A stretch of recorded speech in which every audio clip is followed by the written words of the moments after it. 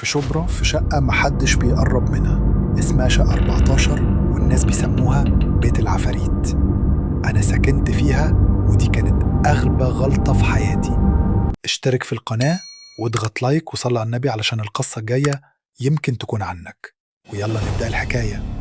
من أول ليلة الساعة 2:30 أسمع خبط جوه الدولاب وصوت بينادي باسمي بصوت مرعب من الشباك: كريم.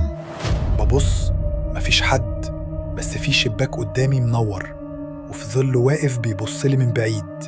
لقيت صورة على الأرض، صورتي وأنا نايم، بس أنا ما صورتش نفسي. رجعت لقيت أوضتي مفتوحة وجوه حد قاعد على السرير ظهره ليا، ولما ناديته مين لف وشه وكان أنا.